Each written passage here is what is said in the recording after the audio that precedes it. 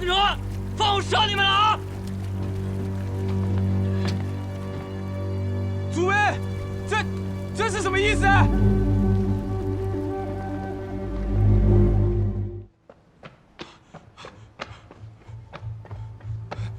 顾先生，船被扣了！顾先生，船被扣了！船被扣了！他们人在哪儿啊？那个就是他们曹帮待客的人物，那张桌就是码头桌，他们平日里就从这里吃讲茶。在下古平原，想求见贵帮帮主。阁下在家还是在帮？在家，为了那船盐而来。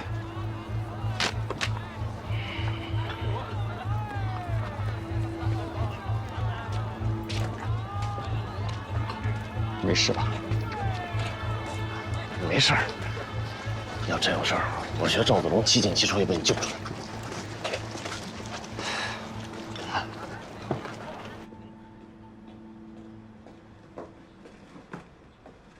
老祖说了，贵客大堂奉茶，请吧。老祖请他，没有你。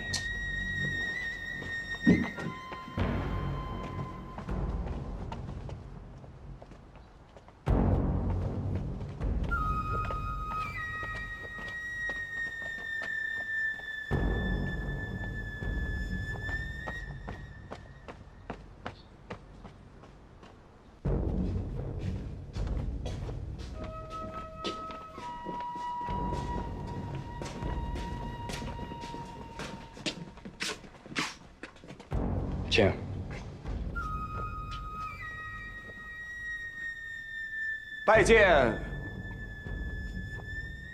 拜见老祖宗。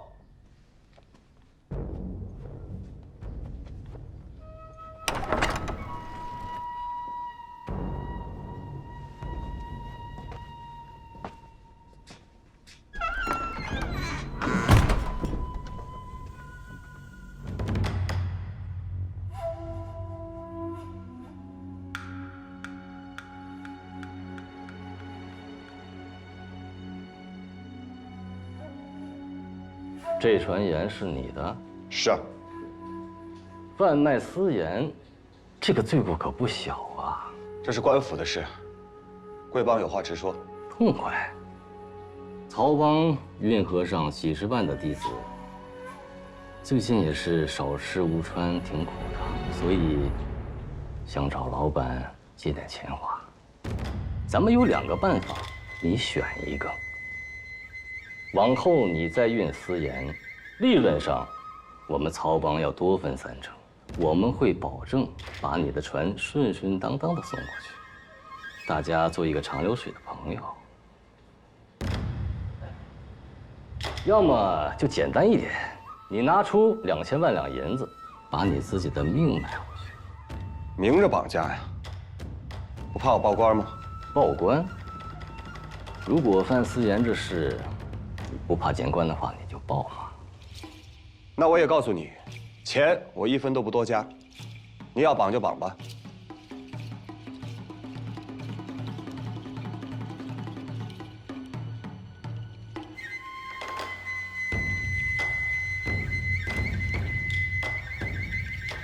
2000万两银子，3天。到时候我要是见不到这些银子，我就把你塞进猪笼里，沉到水里喂鱼。我说话再说。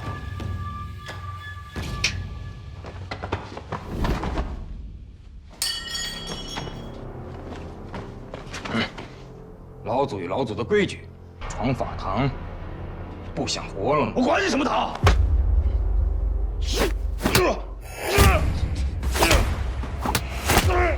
一身蛮力有什么用？力气再大，也不过是头牛罢了。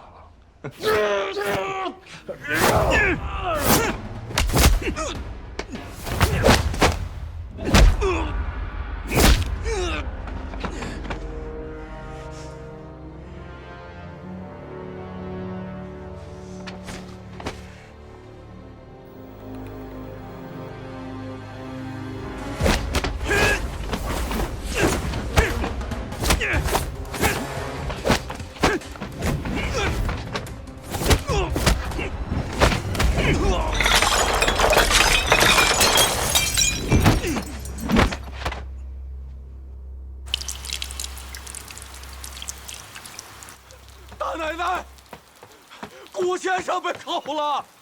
大奶奶，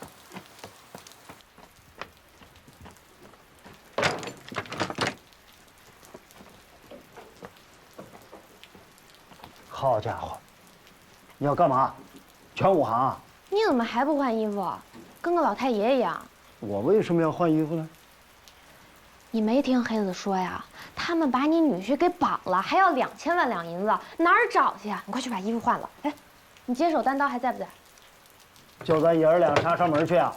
你是不是听戏听多了？我又不是多尔顿，我没那么大本事。爹，你是怎么了？咱们被劫也不是第一次了，先按照江湖规矩谈，谈不拢咱们就打，还怕了他们了？哎，要不这样，你外边穿这一身，里面穿动手的衣服，用软刀，咱们好好的会客。说不得他们对你没防备，你一刀压下去，剩下我解决，这个怎么样？这个不怎么样，人家上上下下几十万弟子，你一刀就把人压住了。他能放人，好汉不吃眼前亏。可以后在运河上的买卖就不容易了，这跟丢货找货不一样。我管不了那么多，那黑子说了，3天不交钱，他们就把人给进猪笼了。我等你慢慢的搞，那我收尸都来不及。哎呀，滚你！这是个大买卖，我之前跟他说过了，私营的事儿不能碰。现在好了，报官也不敢，去抢人又不是办法。咱们呀，不如找个中间人，两边说和一下。曹帮里头啊有字号的人物，爹也认识不少，我已经找有分量的人去说话了。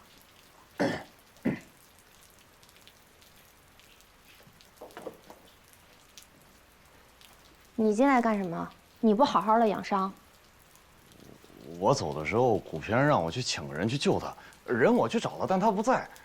我是想问问，要不我再跑一趟？你这个孩子，他让你找谁呀？你怎么不早说呀？你看他干什么？快说呀！人命关天。是九寨营里一位姓苏的姑娘。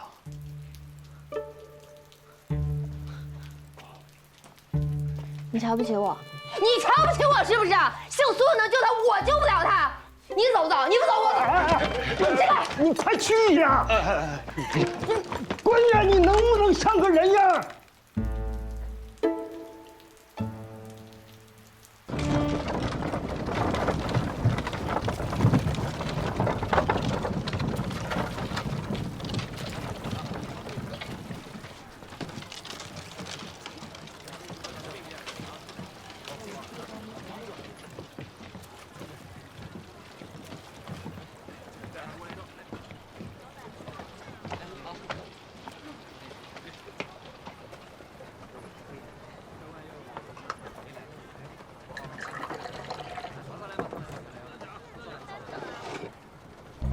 一路香烟往上升，三老四少坐堂中，弟子上香把祖请，请出祖师潘乾翁。二路香烟举在中，三老四少喜盈盈。师长迎来上面坐，弟子上香把礼行。请问尊姓大名？在下姓常，排行第4，头顶通字，脚踏万字，怀抱物字。是老前辈到了。敢问老前辈的师承？子不言父名，是童子辈的先生。我和姑娘来，是来谈姑爷的事儿。请。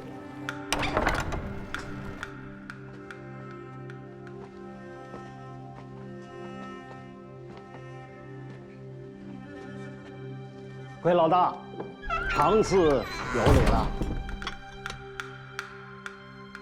四爷。你找的通字辈老先生跟我说过了，你是要救你的姑爷古平原吗？正是。许他在运河上犯私盐，就不许他给河上的兄弟们分点余润，这太不像话了吧？怎么，我们就要不得他的钱吗？要钱有要钱的规矩。我姑爷是受两江总督之命，回府两淮盐场生计，并非私人贩盐。贵老大，请明鉴。你别拿那个两江总督府来压我，他们讹金子尿银子，放个屁都油裤裆。我曹帮上下的弟子，那跑坏了鞋都得自己买去。不服气的话，你们可以去报官呢。我看这事儿闹大了，谁敢管？我曹帮手里还有乾隆爷赏的龙头棍，真闹起来，大家不妨去衙门里面说说道理。同字辈的老前辈，上上下下几十万张嘴等着我背，哪来那么多老前辈？你现在赶紧回家筹钱去，听明白了？说你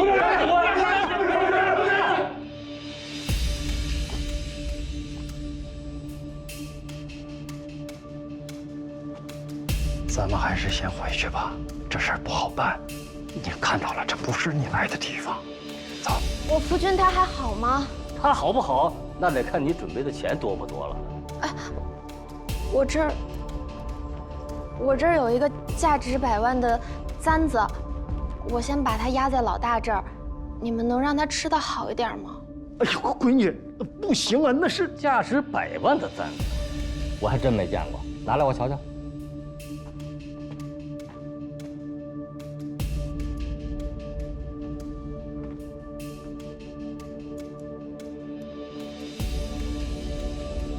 老大，你能把他带出来让我见一面吗？我也好知道他把银子放在哪儿。这个好啊啊！咱们这一票是绑直了啊！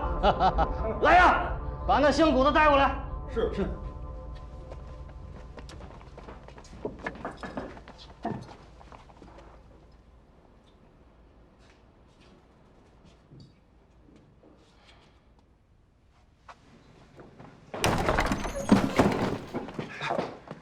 姑爷、四爷，你们怎么来了？苏小姐呢？玉儿担心你，那我们就先来了。我跟爹豁着命巴巴来救你，你上来就问他？不是你们来有什么用啊？这事不是你们能处理得了的。我不担心你吗？我为什么不能来？哎呦，行了，别吵了。我说你们这公母吵架都吵这儿来了，你赶紧问他银子在哪儿呢？没钱。什么？没钱？我看我真是得好好教育教育你了啊！来，用铁丝把他琵琶骨穿了。啊，别！哎，有话好。您要穿他琵琶骨啊？对呀，我就当着你的面给他穿。您听我给你讲讲这簪子哪儿好。对呀，你给我讲讲看。哎，你看啊，就别动！你们再乱动乱说，我就把他右琵琶骨也给穿了。赶明儿你们兄弟俩背上金条，跟我去茶商会走一趟，兴许侯二爷也就把气儿消了，行不行？不行。凭什么呀？我不去。你不去谁去啊？哎，吴家，你们这两个可不能忽悠人啊！哎，你上次挨揍还没够是吧？不，你瞧瞧他，负荆请罪。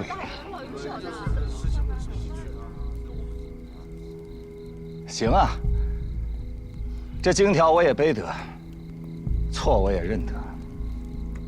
只要为了咱们村子好，就算让那个侯二扇我几巴掌，也值啊。但我想问一下诸位，然后呢？我又没有抱着侯二的孩子跳井，他何至于这么恨我？无非是想压我家茶叶的价格。如果在这个时候我还去负荆请罪，他要借着势把全村茶叶的价格再往下压，那你们现在手上的茶叶是卖是不卖啊？哎，卖是不卖？对，压价。卖是不卖？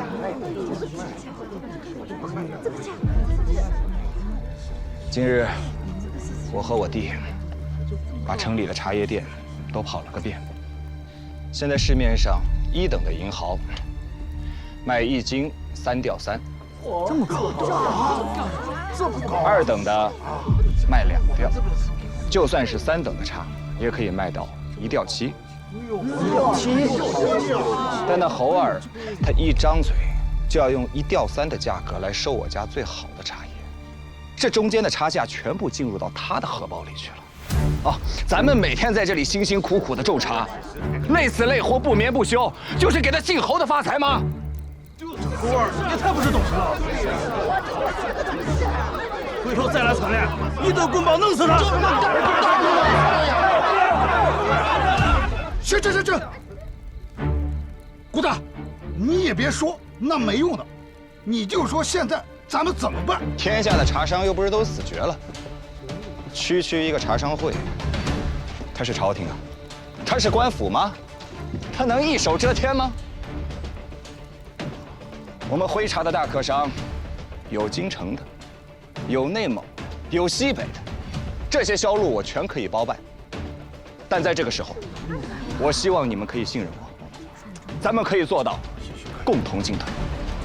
这和信不信没有关系，那得真金白银，那得拿出来。没错，没错，是啊，对。那这样，我按照山下茶商会的价格，再多加1成，把大家手中的茶叶全部收到我这儿来，你们觉得如何？好，行。顾大，咱这就别赌气了吧。你也没有那么多钱啊。那你就别管了。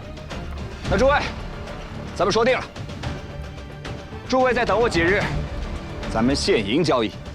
好。哎，顾大，顾大，你疯了！你看，顾大疯了，彻底疯了。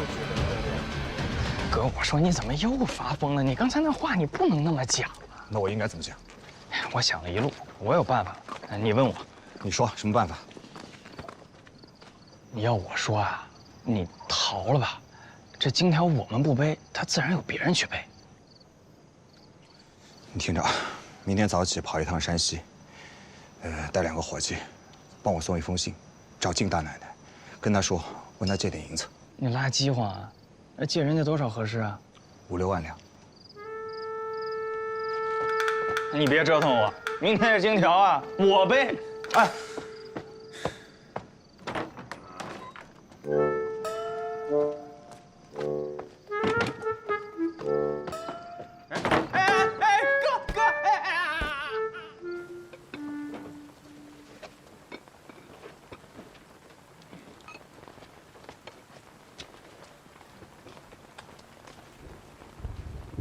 八英老爷在吗？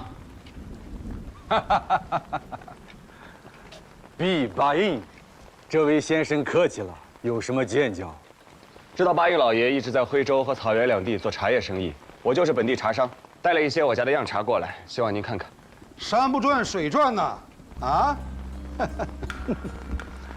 不怕告诉你，古大，这间客栈里住的所有茶商都是你侯二爷我的兄弟。我现在送你一句话：2山叠一块，你给我出去，还敢跟茶商会作对？哼！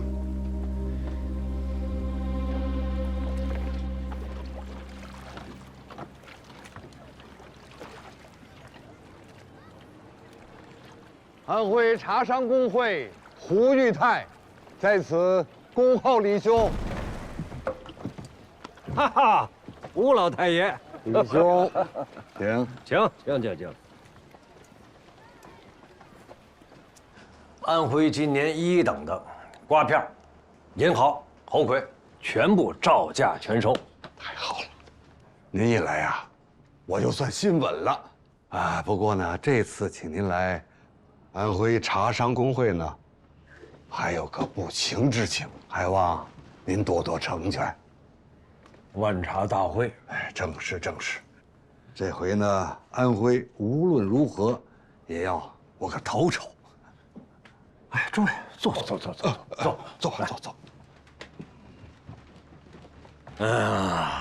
诸位可能也都听说了，先帝驾崩于热河，京师换了主子，现在是过去的懿贵妃跟六爷共同主持朝政，年号叫同治。同治啊，既是君臣同治，又是叔嫂同治。哦，这个好。我这话可不是闲话呀。这次万茶大会名义上是李家主持，可真正品茶评茶的是6王爷。这可不是茶会啊，这是生意。哎呦啊！那你安徽茶要多亏，那云南茶、台湾茶怎么办呢？这中间窍门可就多了。老太爷，谁呀？外面来了一个年轻的茶商，送了拜帖，说想见见茶商会的人。这个人实在是太狂妄了，明明是银豪，叫什么蓝雪呀？红总，别，这蓝雪茶这名字挺好听的。来，我瞅一眼，看看这是谁。一点规矩都不懂，什么东西这是？哼！你的就叫。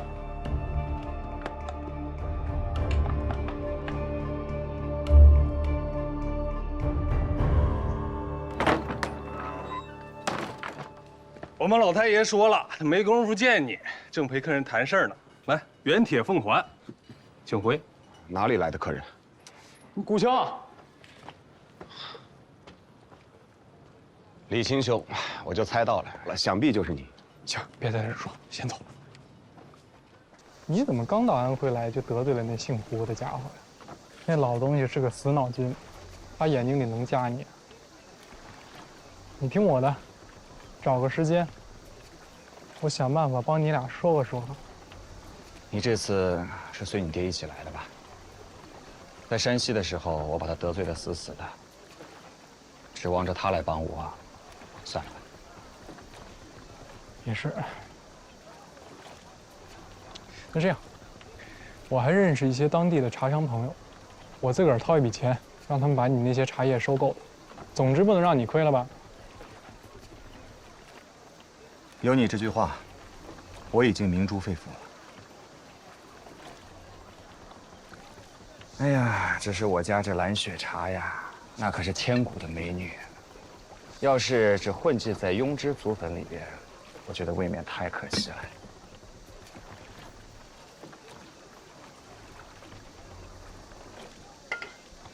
来，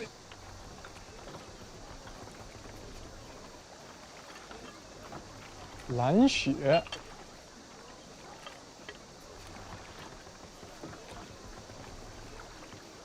如何呀？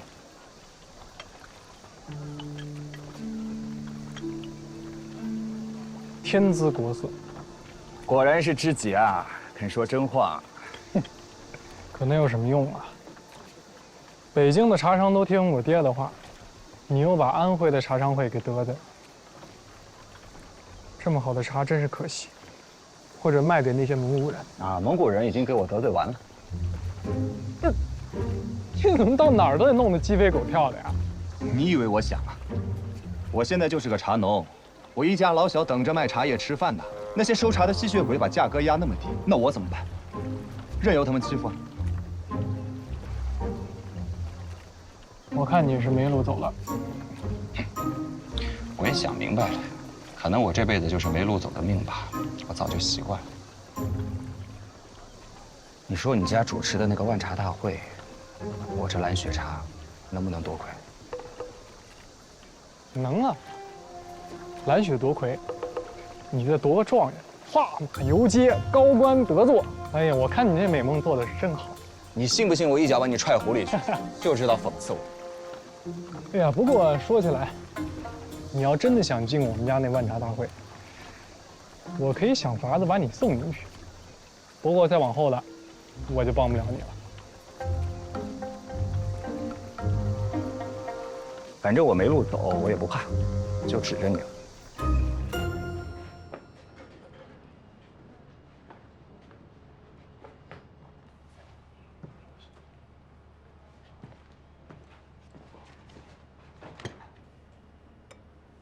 爹，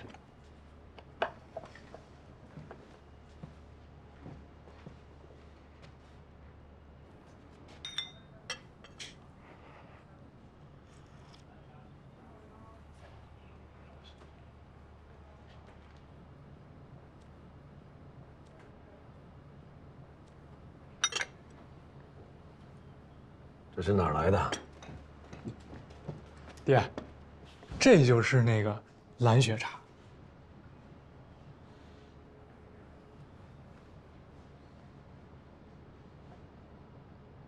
你倒是好心啊，帮他说好话。这怕是比1等的银行还要好呢。我觉得这里头有商机。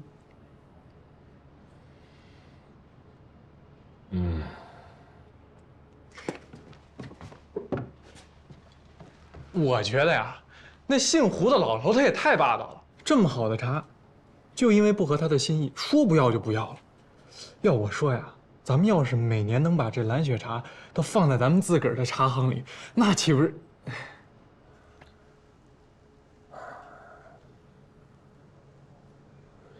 你最近很上心家里的生意，这很好。这么好的茶，如果我们专营专卖，也是件好事。可是它是古平原的茶，那就另作他讲了。为什么呀？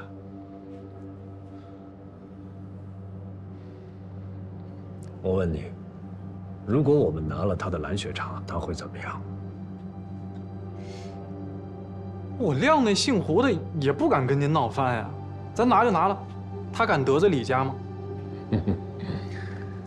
你说的也对，但是他会心生怨恨啊，因为折了他的面子。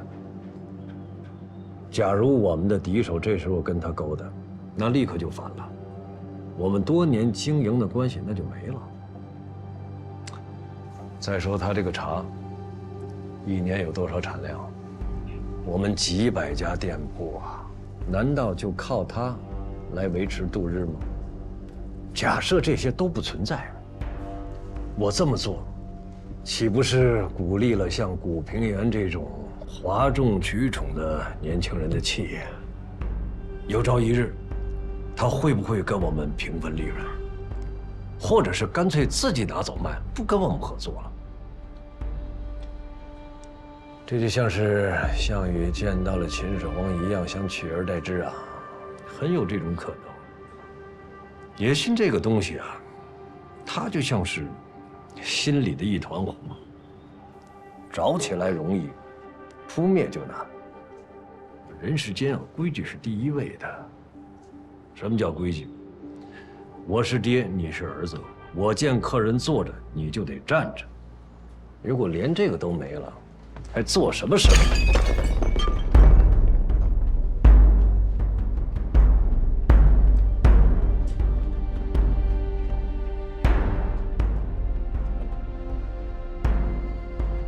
送你7个字：芝兰当道也要出。我已经告诉京师所有的商人，不许买古平原的茶。你也不要搞小动作，让我知道了，不会饶你。